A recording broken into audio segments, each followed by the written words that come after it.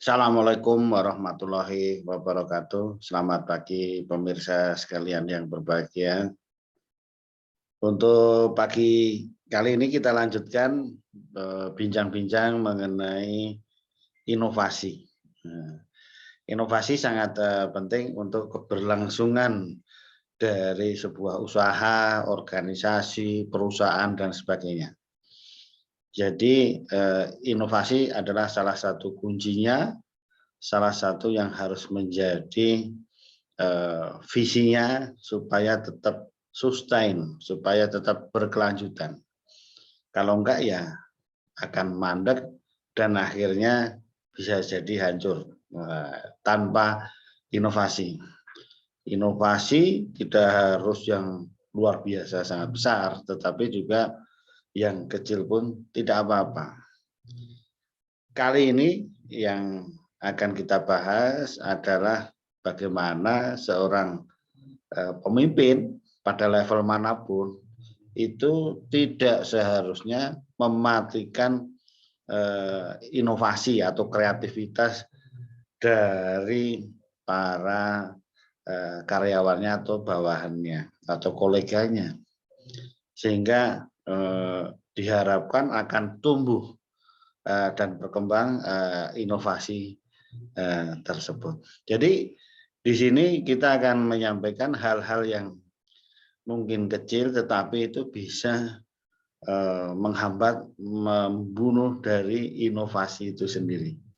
Sehingga secara tidak langsung akan mematikan perusahaan kita. Jadi ada beberapa hal yang sepele yang sebetulnya ini bisa menghambat atau menghancurkan inovasi. Yang pertama tentunya adalah kemarin kita ada 3 sumber inovasi. Ada dari intrinsik, cara berpikir kreatif, kemudian memang domainnya, itu keterampilan domainnya. Yang pertama ya ini yang bisa menghancurkan inovasi adalah mematahkan semangat inovasi itu sendiri. Ya. Jadi ini yang sering belum kita mengajukan ide, itu nggak bermutu, kurang inovatif, kurang apa. Jadi ya jangan dipatahkan dulu. Coba kita dengar dulu apa ide-ide baru. Jangan dimentahkan dulu apa-apa. Ini pasti tidak bisa. Ini kami udah pengalaman lama, ini pasti tidak bisa. Kan gitu. Nah, mungkin ada cara pandang yang lain yang mungkin bisa menghasilkan inovasi. Intinya ini harus ditumbuhkan supaya tidak takut menyampaikan ide-ide baru, kreativitas itu tadi, dan sampai akhirnya inovasi. Silakan. Jadi nampaknya ide gila, dengarkan dulu, perhatikan dulu. Nah, jangan-jangan betul kan gitu. Jangan a priori ya gitu. Nah, jangan mematahkan semangat. Baru mau ngomong satu udah balasannya 3. Wah, tidak bermutu. Wah, kan mematahkan semangat itu. Itu udah kuno itu. Orang merem pun bisa melakukan itu, misalnya kan gitu. Itu yang pertama. Ya, kita harapkan kita mendengar, jangan mematahkan semangat. Itu yang pertama.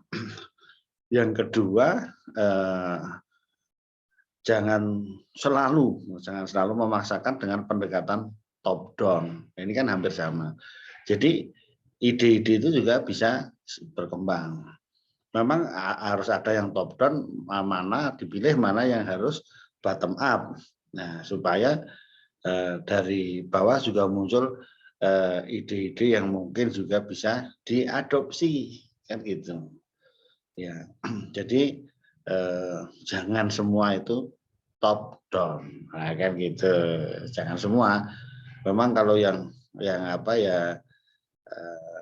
penting sekali memang kadang top down, tapi sebagian besar dibuka ide itu dari bawah. Kemudian yang ketiga, ini harus dihindari bahwa kita itu adalah yang paling tahu segalanya. Wah, itu ya. Kan ada itu hukum satu, hukum dua itu. Oh, hukum satu pemimpin paling tahu segalanya. Oh, hukum dua kan gitu. Kalau salah harus berbalik pada hukum satu. Jadi ini yang ya kita itu harus menyadari juga kemampuannya terbatas. Tidak semua tahu masalah masalah bidang tertentu gitu. Oleh karena itu ya untuk menumbuhkan kreativitas tadi ya, ya kita mendengarkan tadi ya mungkin kita tidak kurang tahu tapi ya itu tadi hindari bahwa kita itu menganggap diri kita tahu segalanya. Nah, tapi kalau yang berikutnya ini adalah yang sering bisa menghambat inovasi tadi adalah dalam hal kita tidak cermat memonitor atau mengevaluasi.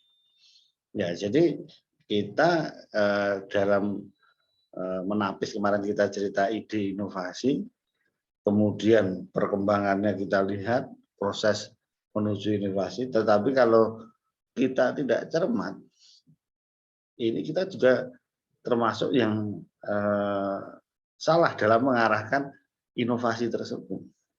Sehingga ini bisa menghancurkan inovasi itu tadi. Nah, harusnya dia benar karena kita apa? Jadi salah kan gitu. Kemudian berikutnya adalah kita biasanya inilah sistem dan aturan adalah harga mati. SOP ini kalau udah SOP ini kalian salah kan gitu. Ya harus dilihat-lihat dulu mana. Sehingga ini kadang mematikan inovasi, kreativitas. Sedikit-sedikit alasannya Pak ini sudah sesuai SOP, ya gitu. Ini yang sering sekali. Jadi mau mengendalikan hama penyakit di perkebunan misalnya, Pak ini sudah dengan sesuai SOP tapi tidak mati-mati kan gitu. Nah, oleh karena itu justru harus ada inovasi. Jadi jangan hanya terbelenggu pada SOP, sistem dan aturan kita anggap harga mati itulah yang menjadi apa. Justru ini harus sering juga di-review SOP-nya betul atau tidak. Nah, ini harus itu tadi inovasi-inovasi harus ada. Nah, ini pikiran-pikiran yang itu mindset-nya juga harus diubah mengenai SOP ini tentunya supaya tidak menghambat inovasi atau menghancurkan inovasi. Nah, SOP sebagai guidance, sebagai apa ya itu. Tetapi di dalamnya bisa inovasi-inovasi yang ada bisa dihasilkan.